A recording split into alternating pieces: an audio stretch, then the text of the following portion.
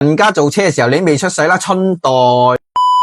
新勢力造車竟然喺發佈會上面故意拉踩百年車企，為咗搏出位，嘩眾取寵，貶低人哋嚟抬高自己，租台車翻嚟做暴力測試，響未經車主同意嘅情況下玩擦邊球，以拍視頻為由故意隱瞞測試項目，好地地一台邁巴赫俾你撞到輪毂變形，前槓開裂。換轉你係車主，你會點樣？白沙不揚，過水無痕，你不如直接講你台車曉飛天得啦。可以咁樣講，買得起 Benz 邁巴赫嘅人都唔知咩係山海經。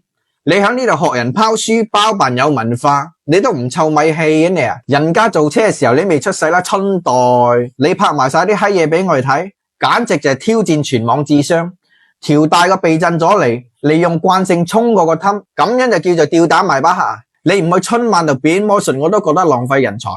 廣告法明確規定，廣告不得含有虛假或者引人誤解嘅內容，不得欺騙誤導消費者。車企通過拍攝手法去營造車輛有特殊性能嘅行為，就屬於典型嘅虛假宣傳。買得起一台豪華行政轎車嘅老細，佢會唔會將台車開去極端惡劣嘅環境度，響零下20度嘅極寒天氣，用一條公路胎去爬雪山？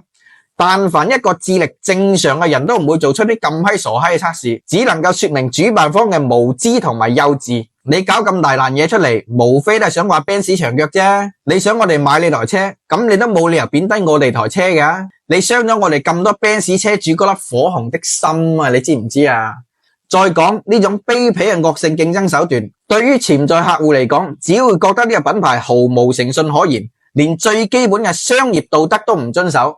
相比之下 Benz 喺處理呢件事情上面，反而襯透出 Benz 嘅大度同埋從容。人家百年品牌嘅信譽同埋技術底蘊，唔係靠呢啲下三濫嘅手段得翻嚟嘅。呢啲咁卑鄙嘅營銷手段，唔應該出現喺一個自定義為豪車嘅民族品牌上面。如果呢條視頻點讚唔超10萬的話，我都覺得我哋永遠欠咗邁巴赫一個公道。點亮紅心，支持 Benz。以上內容純屬虛構，如有雷同，純屬巧合。有緣的話，我哋下期再見。